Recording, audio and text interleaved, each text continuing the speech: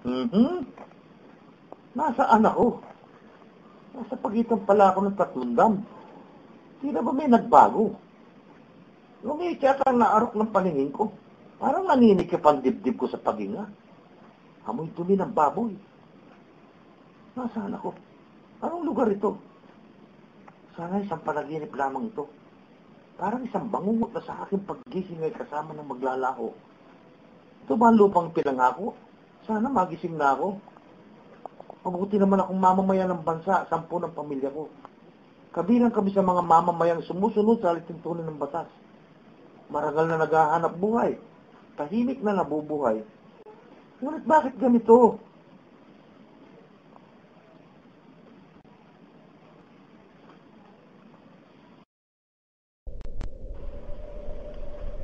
Bakit dito? Ito sa malayong lugar na halos 40 kilometro ang layo sa lugar na kinalakihan ko.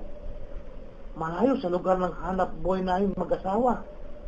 Malayo sa paaralan ng mga anak ko. At malayong malayo sa tahimik na buhay namin sa lugar na iniwan ko. Siguro, malamang malayo na rin ito sa mga pangarap naming magkaroon ng magandang kinabukasan. Wala kaming tubig. Kailangan pang mag-iib. Nang tagulan, ay malabo ang poso. Wala rin kuryente sa araw. Paano ang gamit namin di kuryente? Niilaw daw sa gabi, yung nga lang, isang bumbilya lang, at isang electric fan. Paano na ito? Wala nang harang sa bintana, wala rin pintuan. Ang masakit, wala rin tapos na lababo, at wala rin tapos na inidoro, at di pa tapos ang septic tank. Malamang mawala rin ako sa sarili ko. Sabi nila, hindi pa raw kinabit kasi wala pang nakatira. Marami raw kasing magnanakaw. Ngayon nandito na kami, marami nga pala talaga kasi meron nang nanakawan. At kung sakali mong may kabit na nilang pintuan, bintana, lababo at inidoro, ano naman kayang nanakawin ng mga magnanakaw dito? Ano kayang nanakawin nilang gamit ko? Baka kung wala silang manakaw sa akin, malamang buhay ko na ang nakawin nila. Hay buhay, paano na ito? Makagala na nga, para malibang, makiusyoso. Oops, sandali lang. Napansin ako. Wala rin palang kisame yung bubong ng bahay ko. Paano na ito? Nakakatulog kaya ako kung sakaling umulan ng magdamag? Maging musika kaya sa tenga ko ang tikatik ng ambon sa buong bahay ko? Paano na kung bumagyo? Malamang wala na lang tikatik. Kasi malamang wala na rin ang bubong ng bahay ko. Malamang matangay ng malakas na hangin kasi wala namang pinagkapitan kundi dalawang manipis ring bakal na balita ko itinali lang sa pader ng bahay ko. Ang akala ko, stick ng banana ko, yung pala retaso ng bakal na ginamit sa dingding ng bahay ko. Ay, Diyos ko. Tulungan niyo ako. Mababaliw ako.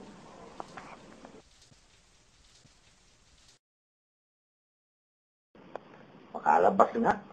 Makasagap ng preskong hangin. Ano yun? Ano ka ba yun? Wala naman ako nakita ng baboy dito. Wala naman nag-aalaga ng baboy ah. Meron. May malalaking piggery farm na malapit dito. Ay, buhay. Ano kaya kasunod naman dito? May 3 pa nga na nakapaligid sa atin eh. Baka nga matulad tayo sa Basa Rodriguez Rizal eh. Doon. Doon ang mababang parangan. Mapasyalan nga. Matignan kung gaano kaganda doon. Okay naman pala. Tumatanggap pa sila ng transfer. Pwede ko para ilipat ang anak ko. Yung nga lang, kailangan ko magdala ng upuan. Kung hindi, malamang sa sahig, uupo ang anak ko. Paano naman kasi, umaabot sa 75 ang mga bata kada section nila. Sa high school, ano kaya meron? Yun, may estudyante. Ay, mali. Hindi pala siya estudyante. Teacher pala siya ng high school. Ano naman itong ginagawa ng kanyang mga estudyante sa labas ng classroom? Sabi ni ma'am, nag-i-experiment. Dahilan niya, kulang ang classroom. Kaya dito na lang sila sa labas nag-i-experiment. Maluwag na, Mahangin pa. Ay naku, malas talaga. Malamang malasin din pati mga anak ko rito. Justin, buhay to. Sumasakit na ang ulo ko. Saan ba yung health center? Wala kasi akong makitang butika para makabili ng gamot sa sakit ng ulo ko. Ayun, buti na lang may health center. Makahingi nga ng gamot. Pero teka, parang isang unit ito lang binigay na bakal. Tama ka. Kasi wala pang nakatira, kaya ginawang health center. Sa loob ko, may katwiran siya. Kasi may gamot ka namang makikita, yun nga lang kulang. Eh, ambulansya, meron ba? Meron.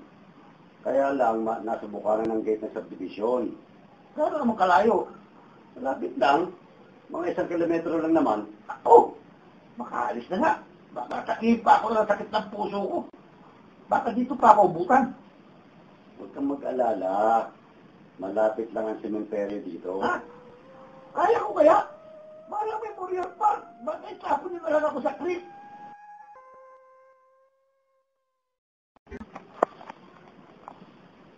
Makauwi na nga.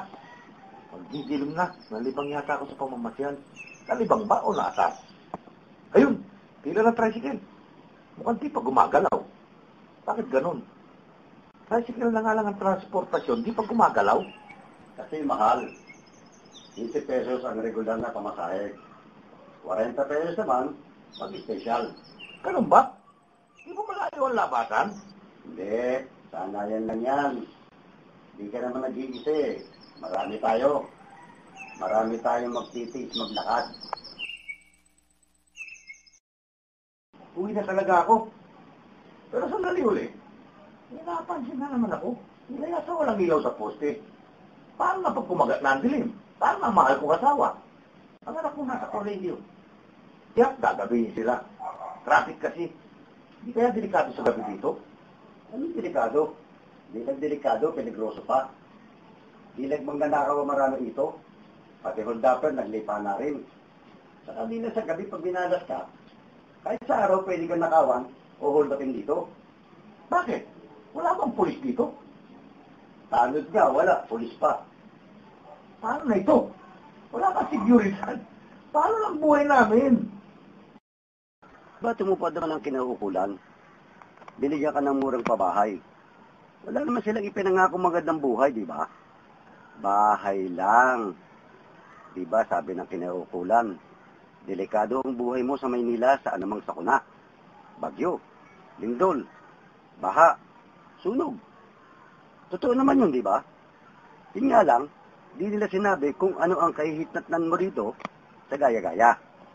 Ang importante, nandito ka na. Wala na silang problema. Kasi kung abutan ka ng lindol o ano man sakuna sa Maynila, hindi lang ikaw. Marami kayo. Marami kayong magiging biktima. Mapapansin ng media. Siyempre, pag malaki ang scope, kakalat sa buong mundo. Sino kayo nasisisiin? So, para walang sisihan, dito ka na lang sa gaya-gaya. At kung nandito ka na, pag dinakawan ka, ikaw lang. Pag hinold up ka, ikaw rin lang.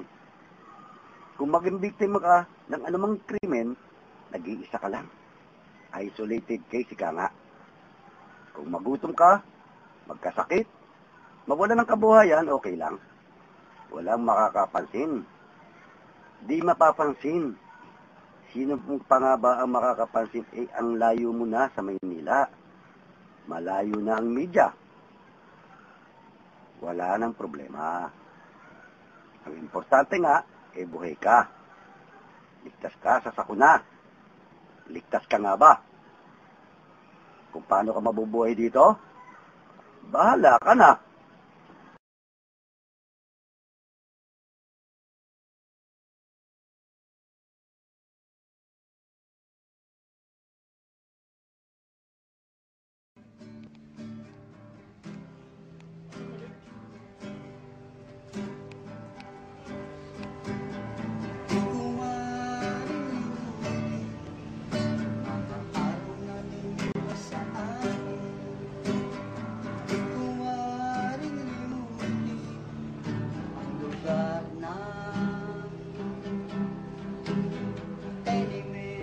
nakita ko yung cellphone niya eh.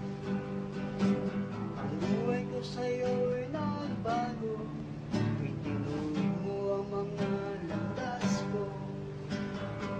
Mali ang mga tinatahak ko, ininulat ang mga mata ko para sa'yo.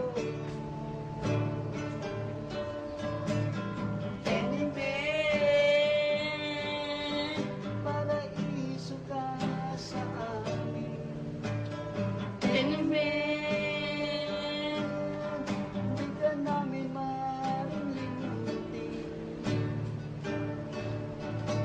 Pagpasit sa likod, Makati sa harapan, sila'y nagbibigay sa amin ng tanawin anong ganda para sa'yo.